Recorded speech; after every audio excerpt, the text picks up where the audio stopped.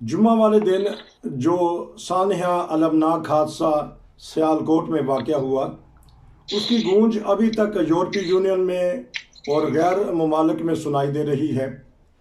पाकिस्तान में भी इस वाक़या को लेकर समझ लें कि शुरू में तो बहुत उछाला गया, लेकिन अब ऐसा ऐसा गर्द बैठ रही है।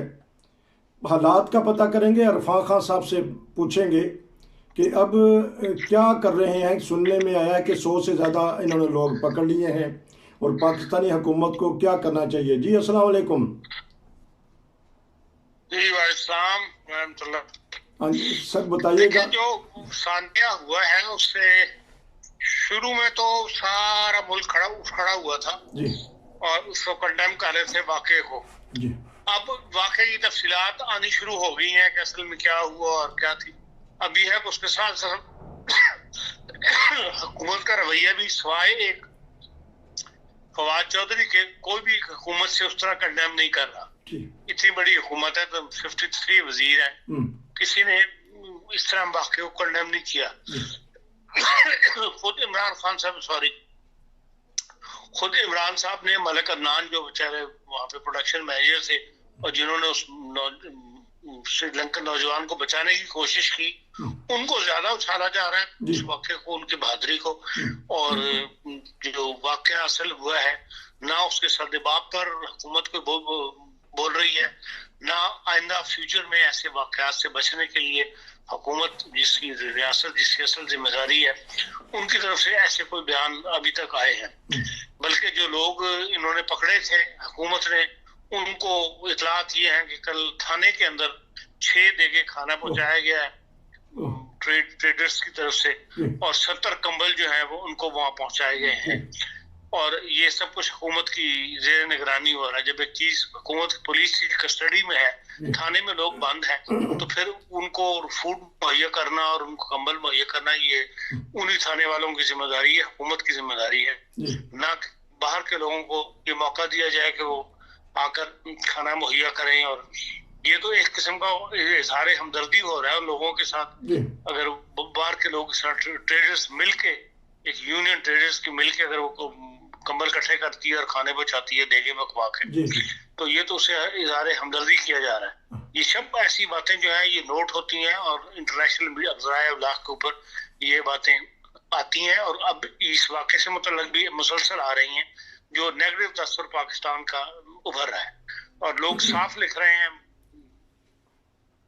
ज़राए के भाई अभी फाइनेंशियल टास्क फोर्स से पाकिस्तान को निकलने में जो उम्मीदें थी वो भी मान पड़ जाएंगी। और ये ख्याल जाहिर किया जा रहा है, बल्कि मुतालबा किया गया है बाज़ ममालिक की तरफ से कि भाई पाकिस्तान के ऊपर जो इनको छूट दी हुई है सेल्स के अंदर, उसके अंदर कस्टम ड्यूटी के अंदर, वो कस्टम ड्यूटी पाकिस्तान के ऊपर दोबारा लगाई है। और जाहिर है भारत भी इसमें शोर डालेगा और श्रीलंका भी शोर डालेगा, और जो दूसरे ममालिक हैं अगर एक तरफ से आवाज बुलंद होनी शुरू हो जाए तो फिर उससे हामी बनना शुरू हो जाते हैं। हमारा तो कोई हामी है नहीं, तो हुकूमत को बजाय इसकी फिक्र करनी चाहिए वो अभी तक इस मामले में ज्यादा तेजी से, जितनी ज्यादा तेजी से इस मामले को निपटाएगी उतना ज्यादा एक अच्छा आलमी दुनिया के ऊपर जो है वो अच्छा तासुर जाएगा कि हाँ हुकूमत ने इस मामले को सीरियस लिया है। और अगर इसको डिले करेंगे पहले मामला की तरह तो फिर यही तासुर जाएगा कि हाँ ये हुकूमत जो है वो इस मामले में सीरियस नहीं है, जो कि आम तासुर पैदा हो रहा है। तो इस तरह तो मुलजमों को हौसला मिलता है, वो फिर आने वाले जो हमारे नौजवान हैं वो देखते हैं कि जो आम नॉर्मल में खाना उनको ऐसा नहीं मिलता था, और उनको खाना भी दिया जा रहा है गरम गरम मुलजमों को, और कंबल भी दिए जा रहे हैं। तो इस तरह तो फिर हौसला अफजाई होती है जुर्म की। देखे ना इन्हीं वाकयात की वजह से पहले भी तहरीक लब्बैक के साथ ये हुआ था, धरने के दौरान भी, और जो बंदे गिरफ्तार किए थे उन्होंने वजीराबाद वगैरह में जो बैठे हुए थे वहां भी कई सौ जगह खाना पहुंचाया गया था। और यही बातें जो है बताती हैं कि भाई अवाम का मिजाज बताती हैं कि अवाम जो है वो या ट्रेडर्स जो है सियालकोट के वो उनके साथ है जिन्होंने जुल्म किया, जिन्होंने मारा, तो समझते हैं कि भाई उन्होंने सही किया। इससे यही मुराद ली जाएगी ना। तो ये कल एक दानिश्वर प्रोग्राम में बता रहे थे कि भाई جو لبیک کا مطلب ہے، لبیک کا مطلب ہی یہ ہے کہ آپ صلی اللہ علیہ وسلم سے کہ بھئی آپ تو بدلہ اپنا نہیں لے سکتے تو ہم ذمہ داری نبھانے کے لیے تیار ہیں. آپ اور یہ وہ آپ کے بہاف کے اوپر ہم یہ ذمہ داری کریں گے.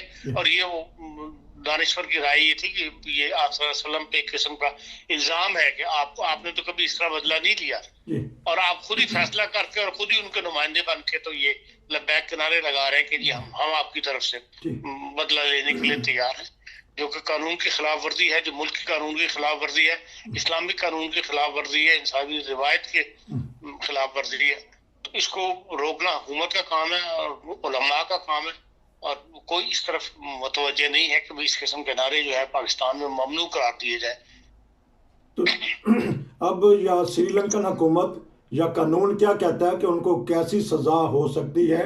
اگر ان کو زیادہ سنگین سزا دی تو وہ تو پھر ہیرو بن کے نکلیں گے، جس طرح آگے سلمان تاثیر صاحب کا جو قاتل تھا اس کو ہیرو بنا کے دیکھیں سزا تو اس میں جن دو بندوں نے مارا ہے، جن تین بندوں نے، اصل سزا تو انہیں کو ہوگی. باقیوں کو تو اکثر کو چھوڑ دیا جائے گا، اور جس کسی کو ہوگی، کسی کو 6 مہینے کی ہوگی، کسی کو سال کی سزا ہوگی، سوائے ان 3 بندوں کے. اس کا علاج تو یہی ہے کہ جتنے بندے وہاں موجود تھے سب کو ایک ہی سزا ملنی چاہیے، اور سب کو جو ہے وہ ایک لمبی سزا دی جائے تاکہ دنیا کو کان ہو کہ اس قسم کی حرکتیں جو ہے وہ نہیں کرنی چاہیے. تو حکومت برداشت کر لے گی اتنی دیر اتنے سارے مجرموں کو رکھنا؟ یار ریاست نہیں برداشت کرے گی تو کون کرے گا؟ تو پھر تو اس کا مطلب ریاست کے پاس تو طاقت ہے، تو اتنی طاقت ہے کہ وہ گھٹنے ٹیک دیتے ہیں. یہ انہی کی غلطی ہے نا، انہی کی غلطی کی وجہ سے یہ دن دیکھنے پڑ رہے ہیں پاکستان کو. اب یہ بتائیے گا کہ حکومت پاکستان کو کیا کرنا چاہیے تھا، اور اس کے علاوہ اس فیملی کے ساتھ یا حکومت سری لنکا کے ساتھ کس طرح کا افسوس اور کرنا چاہیے تھا؟ گو کہ ہمارے بڑے بڑے سربراہان نے افسوس کیا ہے. میرے حساب سے تو ان کو یہ ہے کہ بھئی جب لاش گئی ہے پاکستان کا نمائندہ بھی ایک ساتھ جانا چاہیے اس لاش کے ساتھ، حکومت پاکستان کی نمائندگی کے اندر اور تدفین کے اندر. یہ جو بھی وہاں کا سسٹم ہے اس کو وہاں تک وہاں موجود رہے تاکہ وہاں کے اور پاکستان کے جو بھی نمائندہ جائے وہاں جا کے پریس کانفرنس کر کے قوم کی طرف سے معافی مانگے کہ ہاں جی ہم سے یہ غلطی سرزد ہوئی ہے، ہمارے جو نوجوانوں نے یہ کر دیا جس کی وجہ سے وہاں پر یہ ایسا سانحہ ہو گیا. بہرحال کچھ نہ کچھ تو حکومت پاکستان کو ایسے اقدام کرنی چاہیے جس سے وہاں کے عوام کی جو ہے وہ کچھ نہ کچھ دل جوئی ہو. بہت زبردست آپ نے تجویز دی کہ اظہار ہمدردی کے لیے ملکی سطح پر ایسا قدم اٹھانا چاہیے تھا تاکہ ان کے عوام کو اور ان کے حکمرانوں کو بھی پتہ چلے کہ حکومت پاکستان کچھ نہ کچھ اس معاملے کو سیریسلی لے رہی ہے. ایک سوال یہ بھی ہے کہ یہ کہتے ہیں جو سانحہ پشاور ہوا تھا سیال کو اس میں جس میں سکول میں سینکڑوں بچوں کو شہید کر دیا گیا، یہ سانحہ بھی اس سے ملتا جلتا ہے کیونکہ بلکہ تو ایک غیر ملکی کو اپنے ملک میں اسلام کے نام پر مار دیا گیا. دیکھیں وہ تو بغیر تحریک طالبان پاکستان پنجابی جو طالبان ہیں انہوں نے کیا تھا اور پلاننگ کے ساتھ کیا تھا، اور یہ جو ہے یہ تو مذہب کا نام دی مذہب کارڈ کھیلا گیا ہے. یہاں پہ تو اس میئر کے ساتھ بنتی نہیں تھی، اس کی سختی کی وجہ سے جو لوگ تنگ تھے انہوں نے اس موقع سے فائدہ اٹھایا اور انہوں نے یہ اس طرح اقدام قتل اٹھا دیا کہ اس کو اصل تو بات یہ ہے کہ بھئی ایک تو اس کو مارنا اور پھر اس کو یہ ہے کہ بھئی آگ لگانی لاش کو، یہ جو ہے سخت ترین انسانی ظلم ہے جو بدنامی کا باعث بنا ہے. لڑائی جھگڑے تو کئی جگہ ہو جاتی ہیں اسٹاف کے دوران اور مینیجرز وغیرہ کے درمیان آپس میں نہیں بھی بنتی، لیکن یہ ہے کہ اس کو مذہب کا رنگ دے کے کیونکہ یہ پاکستان میں روایت بن گئی ہے کہ اس کو مذہب کارڈ کھیل لو، مذہب کی طرف موڑ دو اس کو تو لوگ جو ہے سزا سے بچنے ہمیں سزا نہیں بچے گی، سزا سے بچ جائیں گے. تو آپ نے جو یہ بتایا تو یہ ہے کہ جب قادری کو سزا دی گئی تھی سپریم کورٹ کی طرف سے اس وقت نہ تو اس کو جنازوں کو اتنی بڑی اجازت ملنی چاہیے تھی، نہ اس کا مزار بننے دینا چاہیے تھا، نہ وہاں پہ عرس ہونا چاہیے تھا. تو ان باتوں سے جو ہے وہ حوصلہ افزائی ہو جاتی ہے ایسے طبقات کی جو ملک کے اندر اس قسم کی حرکتیں کرتے ہیں. لیکن ہم یہ تو نہیں کہتے کہ جس طرح اسامہ بن لادن کو کر دیا تھا، یہ تو نہیں کہتے ایک حرمت ہوتی لاش کی، لیکن آپ کے مطابق اسی وقت ریاست پاکستان کو ہوش کے ناخن لے لینے چاہیے تھے کہ ایک قاتل کو پھانسی دی گئی اور اس کے مزار بنا دیے اور بہت بڑے جنازے. اسی کے نتیجہ میں تحریک لبیک پھر بن گئی. یہ ایک واقعہ نہیں ہے، ایسے کئی واقعات ہیں جن کے اندر حکومت نے کمزوری دکھائی اور وہاں لوگوں کو جو ہے ایک شے مل کے اس واقعے کی وجہ سے، اور آئندہ سے واقعات ہوتے چلے گئے. اب یہ اسی تھوڑے سے عرصے کے اندر تیسرا چوتھا واقعہ بہرحال جو پاکستان کے لیے بھی نقصان دہ ہے اور انسانیت کے لیے. آخری سوال. اس کے ناخن حکومت کو لینے چاہیے اور سیاستدانوں کو بھی اس وقت میدان میں اترنا چاہیے اور ایسی قانون سازی کرنی چاہیے جس سے ایسے واقعات جو ہے نہ ہو سکے. اچھا، آخری سوال ہے، 2 منٹ میں جواب دے دیجیے گا. یورپی یونین نے بھی سخت نوٹس لیا. انہوں نے کہا کہ وہاں مذہبی آزادی نہیں، انسانی حقوق کا خیال نہیں رکھا جاتا. 1 مہینے پہلے امریکہ سے بھی یہ آواز اٹھی تھی.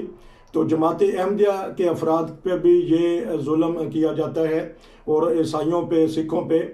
تو یہ آیا اب یورپی یونین کی جو یہ آواز گئی ہے اس کا کوئی ریئیکشن ہوگا پاکستانی حکومت سے؟ دیکھیں لازمی یورپی یونین جو ہے جب بھی ان کا اجلاس ہوگا کوئی نہ کوئی ایسی قرارداد میں سمجھتا ہوں ضرور لے کر آئیں گے جس میں پاکستان کو انڈر پریشر لایا جائے ان معاملات کے اندر. جی ہمارے علماء جو ہے کچھ نہ کچھ تو بولے تھے شروع میں. تو یہ فضل الرحمان نے، جس طرح میں نے پہلے بھی پوچھا تھا آپ سے، یہ جو کہہ دیا کہ آئندہ بھی اس طرح کے ہوں گے حادثات، تو یہ تو پھر نشاندہی کر رہا ہے کہ فضل الرحمان اکیلا نہیں ہے، سارے جتنے بھی سنی علماء ہیں سب نے یہ کہا. صرف شیعہ علماء 2-4 ہیں جنہوں نے سب جسے کہنا چاہیے جن کا بیان جو ہے حالات کی نزاکت سے متعلق ہے اور جس کو روکنے کے لیے انہوں نے تجاویز بھی دی ہیں. باقی ان سب نے جو ہے اپنے بیان بدل رہے ہیں آہستہ آہستہ.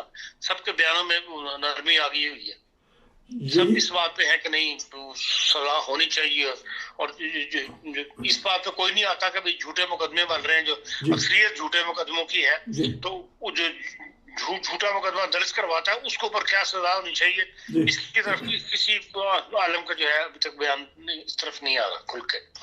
آپ کا بہت شکریہ. ناظرین، یہی تو پاکستان کی ناکامی ہے کہ وقتی طور پہ جوش دکھا دیتے ہیں، پھر جوش ایسا ایسا ختم ہوتا ہے، پھر ہوش بھی اڑ جاتے ہیں اور ایسے قوانین بنائے گئے ہیں وہاں جس سے پاکستان کا چہرہ جو سا صحیح دنیا میں دکھائی نہیں دے رہا. یہ تھا آج کا پروگرام. نصیر کو اجازت دیے.